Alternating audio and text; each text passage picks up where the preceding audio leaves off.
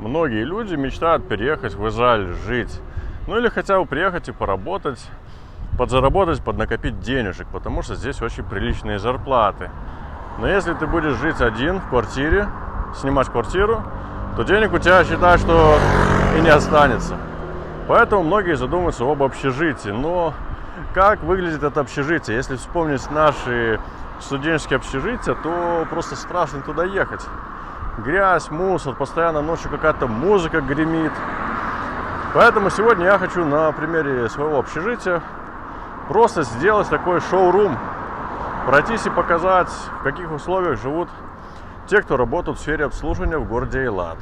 Если у вас тоже есть желание приехать в Израиль и поработать, но вы не знаете, нужна виза, не нужна, там, загранпаспорт, не загранпаспорт, вообще как это все оформляется, переходите обязательно по ссылке в описании к этому видео и поспрашивайте моих друзей. Они вам помогут, потому что они этим занимаются. Так выглядит здание общежития, это его обратная сторона, черный вход.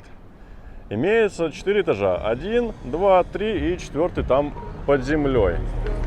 Здесь находится автомобильная стоянка, на которой мой друг оставил как-то свою машину, всего на 2 месяца приехал, и она была уже, в принципе, разобрана. Ну, потому что здесь все-таки достаточное количество арабов, и они так злоупотребляют, конечно, если оставишь бесхозно. Здесь, напротив общежития, строится большой-большой отель. Но строитель мне сказал, что здесь дерот, якобы здесь квартиры. Ну, не знаю, посмотрим.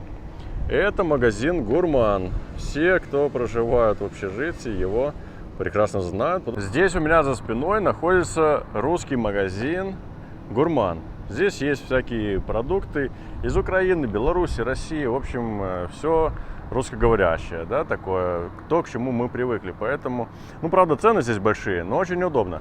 Потому что само общежитие находится вот здесь, у меня за спиной. Поэтому очень удобно. Вышел, купил привычные тебе продукты и можешь нормально кушать. Потому что к местной кухне немногие привыкнут, она такая специфическая, более какая-то арабская. Здесь продаются продукты, к которым мы привыкли. Собственно говоря, это обратный вход, да. Здесь автомобильная стояночка. И сейчас мы с вами направимся к главному входу. Раньше он выглядел, конечно, красивее, потому что не было вот этой стройки. Но сейчас выглядит таким образом. Вот так вот огородили стройку от здания общежития. Выглядит оно очень даже неплохо, красиво. Такие арочки. 4 этажа, 2 вниз и 2 вверх. Главная калитка. Здесь нужно прикладывать свою карточку для того, чтобы открыть. Но сколько я живу, здесь никогда карточки эти не работают. Поэтому вход достаточно свободный. Ну и встречает нас что? Встречает нас велосипедная стоянка. Если у вас есть свой скутер, мотороллер или велосипед, его можно здесь припарковать и пристегнуть. И не волноваться, что его кто-то украдет. Красивые клумбочки такие. Здесь у нас логотип компании и приветствие. Добро пожаловать написано для работников. А это главная лестница, она же пандус, если человек инвалид. Но инвалидов я здесь ни разу не видел. Это бассейн для детей. Но опять же, за 5 лет ни разу водой наполнен он не был. Потому что здесь с детьми не проживают. Для семейных людей у нас есть общежитие, которое называется Альмог. А вот этот бассейн, он наполнен водой. Там, конечно же, кто-то купается. Главный вход. Здесь уже работают кондиционеры и можно охладиться. А это наша, так сказать, домовая территория, на которой мы любим сидеть, отдыхать. Там есть навесики и можно спрятаться от солнца. И вот такой бассейн. Ну, правда, тоже никто не купается, потому что все сейчас на работе. Вот эти все кресла, они новые. Их привезли буквально недели 2 назад и собрали, установили здесь. Сейчас здесь никого нет, потому что жарища и 10 часов утра. Все, естественно, на работе. Это кулер для того, чтобы набирать воду в бутылку. Можно воду не покупать, она здесь питьевая, пригодная. Плюс там установлен сзади фильтр. И все это очищается, можно спокойненько себе бесплатно экономить вот так вот на воде. Если мы глянем через забор, то у нас открывается красивый вид, ну, кроме стройки.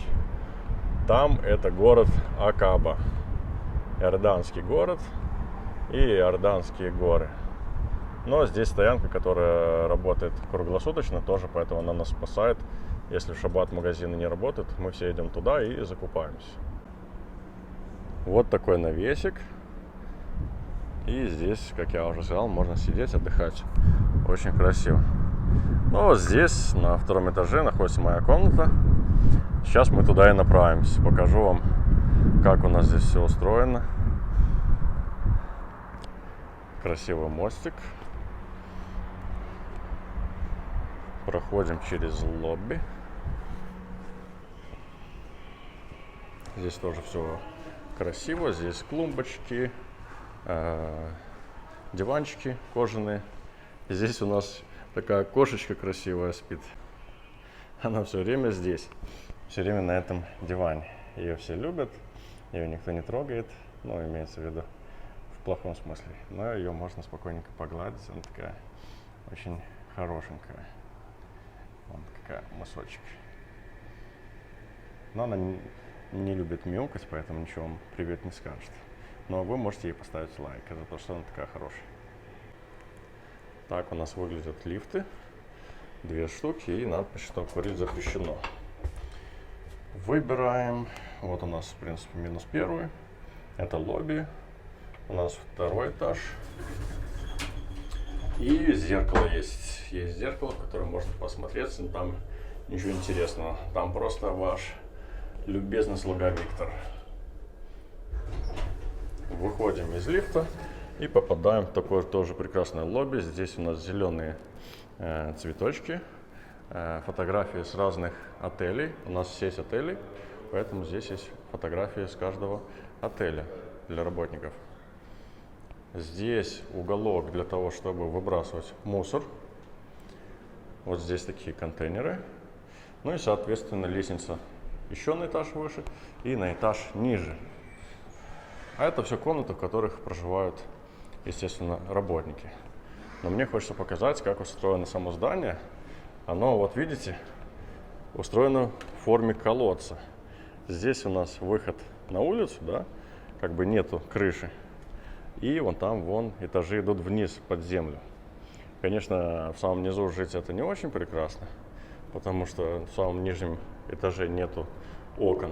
Но -1 этаж там еще более-менее нормально.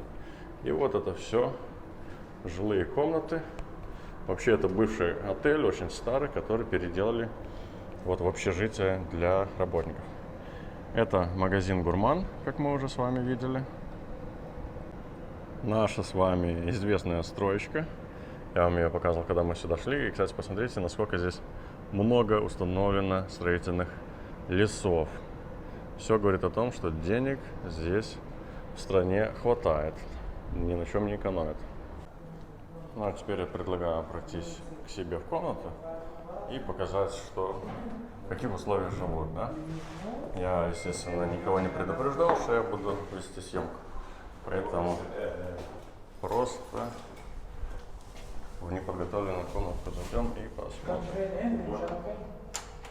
Там иорданские ребята. Так, ну и что? Нас встречает вот такой платяной шкаф, в котором можно хранить все свои вещи. Здесь у нас всякие вешалки. Я, естественно, живу не один. Всякие вещи, но показывать я их не буду. Мусорка, вода, которую сосед покупает. Здесь у нас такой стол. Но показываю все вживую, поэтому здесь, конечно же, не убрано. Есть у нас телевизор, есть у нас кондиционер вон там. Есть у нас холодильник, который, ну, он маленький, конечно, но туда, опять же, все можно положить, все, что нужно. Есть в холодильнике морозилка, естественно, все пусто. Почему? Потому что мы питаемся в самом отеле. Нам не нужно тратить деньги для того, чтобы кушать здесь. Есть у нас, естественно, электрочайник, чай, всякие. Сосед принес это мазать на хлеб, либо в творог добавлять всякие вкусовые добавочки из отеля. Это оставил бывший сосед, он был бармен, поэтому он из отеля принес такую бутылку. Но так как у нас никто не пьет, то она уже стоит здесь полгода. Такой вид из окна. Так, здесь мешает сетка. Но если открыть окошечко, очень красивый вид. Это площадка, где мы с вами были. Там Иорданские горы. Птички летают. Бассейн и чужие балкончики. Ну и, конечно же, располагаются две кровати. Моя кровать и кровать соседа. В принципе, вот если кто-то будет жить здесь, то все будет то же самое. Картина. А здесь у нас душ и туалет. Все выглядит достаточно просто бюджетненько. Да, здесь соседский уголок, там мой уголок. Тут у нас зеркало, вешалка, которой никто не пользуется, швабра, чтобы мыть полы. Но этим мы пользуемся, потому что полы надо всегда мыть. Здесь полочка и душик такой. Есть душ, который встроен прямо в стену, как в Штатах. Мы им не пользуемся. Мы пользуемся вот по нашему, по отечественному, вот таким. Здесь это все шпатлевалось, было все белое, но, видимо, вода с содержанием каких-то веществ, потому что, как вы видите, все это пожелтело буквально за месяц. Либо это все шампуни, не знаю, может химия какая там содержится. Друзья, это я вам показал гостиницу, которая называется Лев Фаталь, да? Сердце Фаталя. Фаталь — это фамилия нашего главного человека, который всю эту сеть как бы отелей организовал. Поэтому вот типа Сердце Фаталя.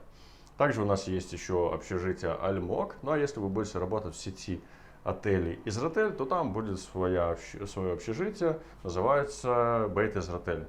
Я там тоже жил, но сейчас, естественно, снимать не буду, не смогу, потому что я сейчас там не проживаю. Но если вы хотите устроиться на работу в Израиле, то, пожалуйста, есть в описании под видео ссылочка. Обращайтесь по WhatsApp к моим друзьям, они вам обязательно помогут, потому что они этим занимаются, это их работа. Сколько чего там стоит, уже спрашивайте у них. Я вижу, что многие смотрят мои видео, не подписавшись на канал. Поэтому, друзья, обязательно подписывайтесь, чтобы не пропустить новые выпуски. Я здесь рассказываю, показываю жизнь, какая она есть, без приукрас. Есть каналы, где показывают только все хорошее, есть только все плохое. У меня здесь все объективненько, все как есть, вы все увидите. Обязательно подписывайтесь на канал. Всем всего хорошего, хорошего дня, до встречи.